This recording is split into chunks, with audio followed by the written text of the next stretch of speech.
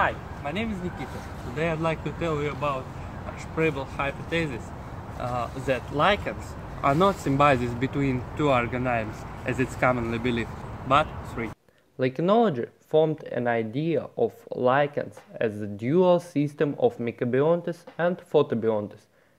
Being aware of these compositions, scientists tried to make the symbiosis of individual components of lichens growing mikobiontes and suitable photobiontes together. But it wasn't successful. It seemed that they missed something. Thanks to Spirible, we have finally understood what exactly was missed. This team found the third necessary component. It was yeast. Yeast is a single-celled fungi that are capable of fast reproduction, but they don't create spawn. Spirible could see such yeast after he made RNA of Ascomycetes, Basidiomycetes, and algae with different fluorescent molecules. No one suspected that they could be there because the cells of Basidiomycetes looks identically like section of Ascomycetes. This question a challenge for me, and I decided to make a research for this purpose. I collected 4 samples of lichens and defined them. They were Lichenology, Hypogymnia, Xanthoria, and Felicis. Then I viewed each type through a microscope, making a thin section with a microtome. But as we know from the work of Spirible, it's impossible to see yeast under microscope, not making marks with fluorescent molecules.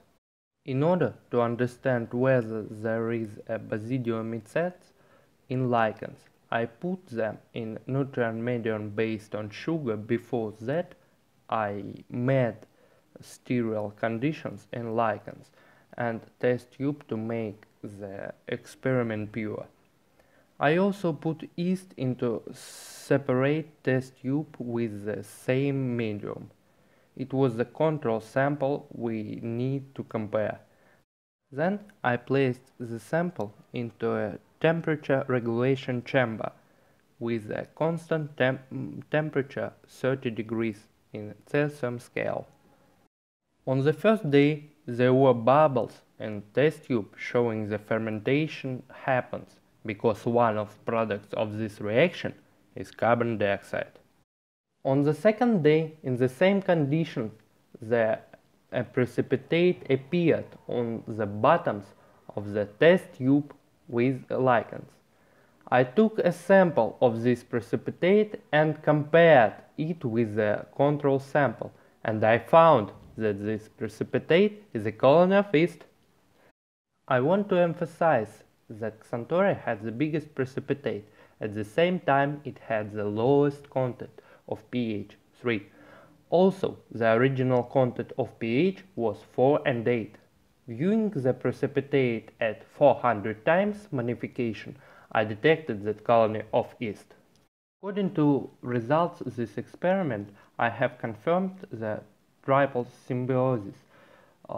Unfortunately, we still don't know the exact interaction between yeast, fungi, and algae.